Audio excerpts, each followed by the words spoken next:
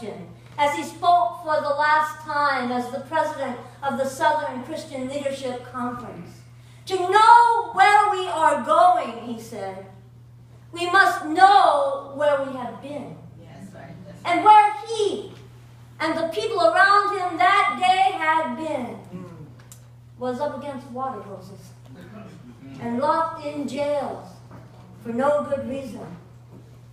Thousands and thousands and thousands of immigrants locked away tonight for no good reason other than wanting to share in the dream that we've been talking about. Well, where he and the people he was talking to had been was locked out of hotels and motels and quality education and even voting booths with stupid and unanswerable questions like, how many bubbles in a bar of soap? Where have they been? Was at a rope's end, hanging from trees and drugged behind trucks, as James Byrd not that long ago was. May he rest in a peace that was stolen from him in this way. Where have we been of late? In the streets? Because of the deaths of people like 18-year-old Michael Brown, hands up? Don't shoot. That did very little good for the latest black man shot in the streets of New Jersey after a, quote, routine traffic stop. What he did wrong, I heard a TV commentator say, an official on policing policies, what Jermaine Reed did wrong was move. He moved. Have we been in the streets or knocking on our legislators' doors or somehow advocating for the long overdue change that if it comes will come way too late for 12-year-old boys playing with broken toy guns in parks and cities like Cleveland? Way too late for a father of 6 just trying to care for his family on Staten Island. I can't breathe. How can any of us dare take a breath or move or even speak up for ourselves or our rights as human beings with where we have been of late?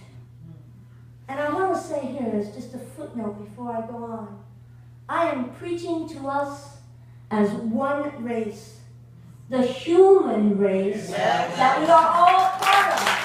Everything else is colorism or humanism or body typeism.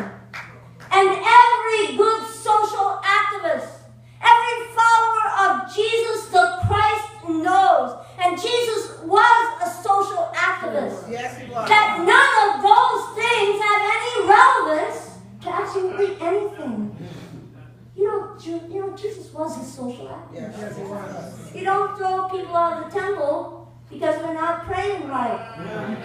You don't drive them out or exorcise them, as some texts say, because they've made God's house into something nice. You do it because they've made it into a robber's den. That's what the Bible says. People have their God-given birthright to be treated equally and justly and fairly as children of God, as human beings stolen from them with taxes on their worthiness, fees, poll taxes really on their perceived lack of value. That's the problem in Ferguson, you know. Long history of people being robbed of everything they had to support an oppressive system that daily reinforced their supposed lack of value and worth. And then one day, last August, the price got too high in the form of a child's life. And people rose up to drive out the money changers. This is not about hating police. I don't even know where people came up with that. Not about hating police. This is about caring for every life as if it was our own life. To know where we are going, we must know where we've been. And we have been some rough places this past year. as our president noted in the State of the Union address just 2 nights ago. Some of us been in the unemployment lines, and they can't pay the rent, feed the family, buy the school books and Metro cards all at the same time line. We've been facing terrorism on a global front, and the terror of no place to turn, nobody to help me on the home front. We've seen some brave new world accomplishments, I'll grant you that. Like ending all this nonsense with Cuba. Thanks be to God. Somebody had the common sense to say, when you've been headed in the wrong direction for 50 years, time to turn around. We've seen some brave new world accomplishments, like marriage equality in 36 states and the District of Columbia, and a Supreme Court ready, willing, and able to take up that cause on a national scale and just decide once and for all, equality means equality, and that's the end of the story. All of that, though, all of that at the same time that it remains legal in 37 states to fire us simply because of who we are. Tell me that makes any sense that we can get married but lose our job because of who we are. All of that with poor people around the globe having their feet held to the fire every single day. To know where we're going, we have to know where we've been. Come on now. And we have been some rough places this past year. Yes, sir. You know, that word know in the Bible.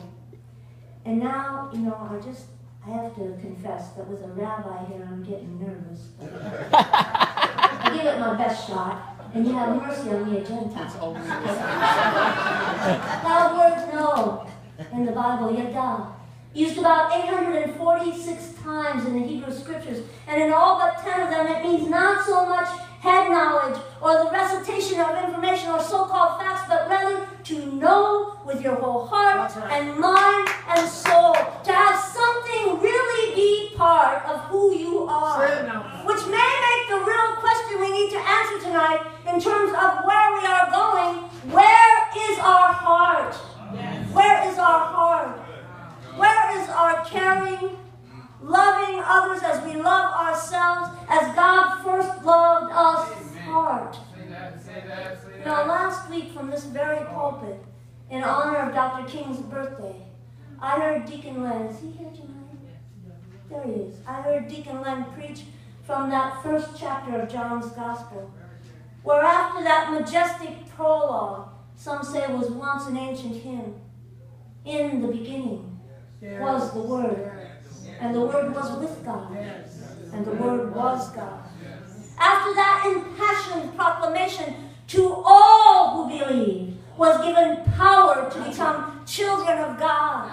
You know, Martin Luther King said, any house of prayer that distinguishes between people, any house of prayer that violates the whosoever will let them come doctrine is just a social club with a thin veneer of religiosity.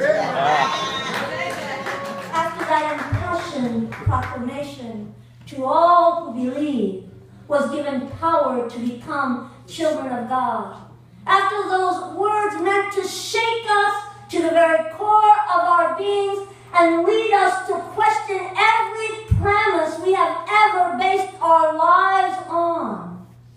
To all who believe in the name of the one born not of human blood, or urge of the flesh, or will of humankind, but of God's very self.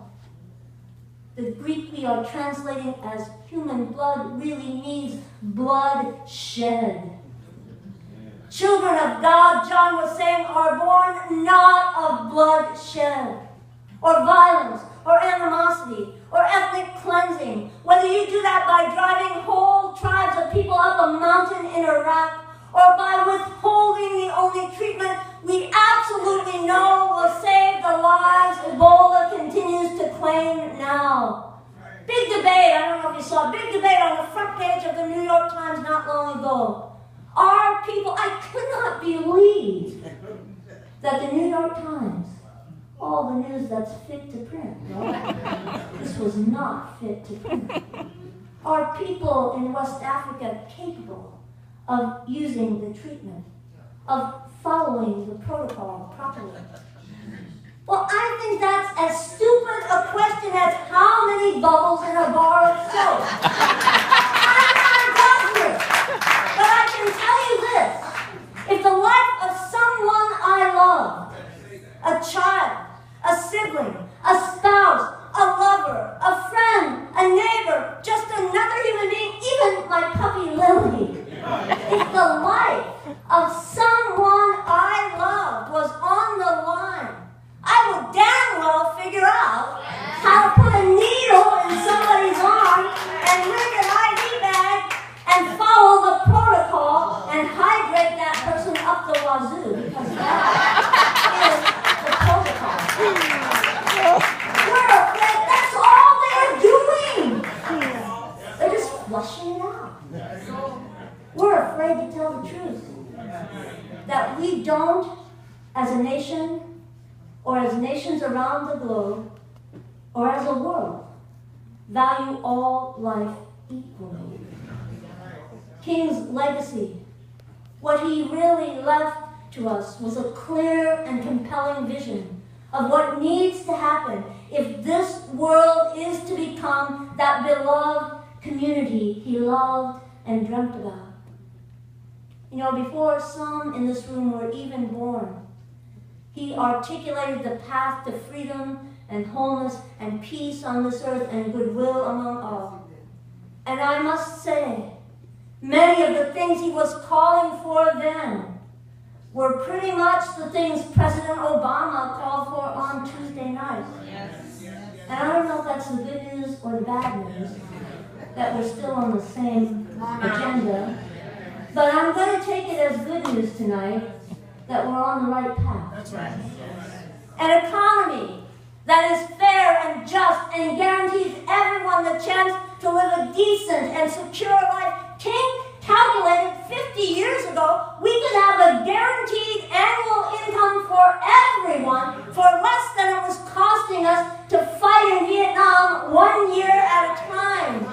And I am absolutely sure tonight, if we are willing to stand on the premise that we are all the beloved children of God, which was King's guiding principle, then it will not be more expensive to pay somebody $10.50 an hour than it is to jail them because they didn't have enough to afford a Metro card. I tell you, with Monty at the door as my witness, he spent a night in jail for asking somebody else, not even jumping the turnstile, for asking somebody else to swipe their card for him. You know, you can't have it both ways. Make it illegal to beg and not pay people what they need to survive. I'm not